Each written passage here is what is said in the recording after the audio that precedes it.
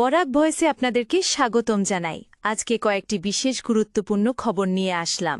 আজকের প্রথম খবরটি হল, রাজ্যের লাখ লাখ মহিলাদের জন্য এসেছে একটি জরুরি খবর। চলিত মাস অর্থাৎ এই আগস্ট মাসেতে রাজ্য সরকারের অরুণোদয় প্রকল্পের হিতাধিকারীরা অরুণোদয় প্রকল্পের ১২৫০ টাকা করে লাভ করিবেন না বলে রাজ্য সরকার থেকে জানানো হয়েছে।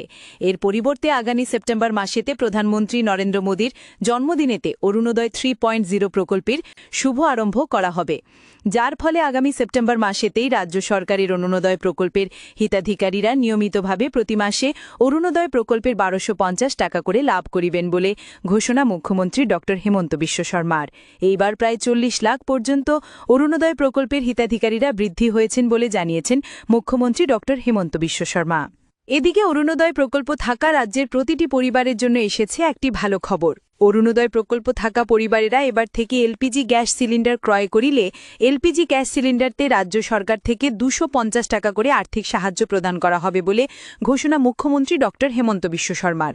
এদিকে বর্তমান সময়ে অনেক পশুপালকের ঘরেতে ১০০টির ওপর গরু রয়েছে, কিন্তু খাওয়ার জন্য ঘরেতে চাল নেই। বর্তমান সময় রাজ্যে গরুপালকদের এমনই অবস্থা রয়েছে বলে সামাজিক মাধ্যমে জানিয়েছেন এক গরুপালক বলে খবর এসেছে। এদিকে কে হবে দেশের পরবর্তী উপরাষ্ট্রপতি? আগামী ৯ আগস্টেতে অনুষ্ঠিত হবে দেশের উপরাষ্ট্রপতি পদের জন্য ভোট গ্রহণ। একদিনের মধ্যেই ঘোষণা করা হবে নির্বাচনের ফলাফল। পরবর্তী উপরাষ্ট্রপতি নির্বাচনের জন্য অধিসূচনা জারি করা হয়েছে বলে নির্বাচন কমিশনের তরফ থেকে জানানো হয়েছে। এদিকে রাজ্যের যুবক যুবতীদের জন্য এসেছে একটি ভালো খবর। এবার থেকে গাঁও পঞ্চায়েতের মতো গাঁওতে হবে সমবায় সমিতি, যার ফলে রাজ্যের যুবক যুবতীরা সরকারি মাটিবাড়িতে নিয়ে কৃষি অথবা ব্যবসা করিতে পারিবেন বলে জানিয়েছেন মুখ্যমন্ত্রী ড হেমন্ত বিশ্ব শর্মা। এদিকে আগামী ৮ সেপ্টেম্বরেতে আসামে আসবেন দেশের প্রধানমন্ত্রী নরেন্দ্র মোদী।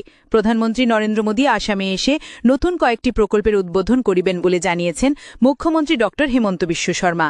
এদিকে দেশের কৃষক সকলদের জন্য এসেছে একটি ভালো খবর।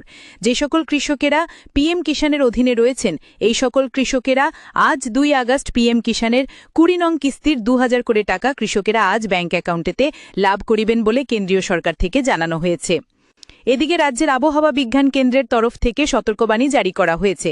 রাজ্যে আবহাওয়া পরিস্থিতি ভয়াবহ রূপ ধারণ করিতে পারে। বরাক উপত্যকার ৩টি জেলা সহ রাজ্যের বিভিন্ন জেলায় আগামী ৩ দিন পর্যন্ত ভারী বৃষ্টি এবং মাঝারি বৃষ্টিপাতের সম্ভাবনা রয়েছে। এদিকে এখনও পর্যন্ত সরকারি ঘর লাভ না করা সকলদের জন্য এসেছে একটি ভালো খবর। আগামী অক্টোবর মাসের ভিতরে সম্পূর্ণ করিতে হবে প্রধানমন্ত্রী আবাস যোজনার কাজ, অর্থাৎ ৩০ অক্টোবরের ভিতরে সম্পূর্ণ হতে হবে সরকারি ঘরের কাজ।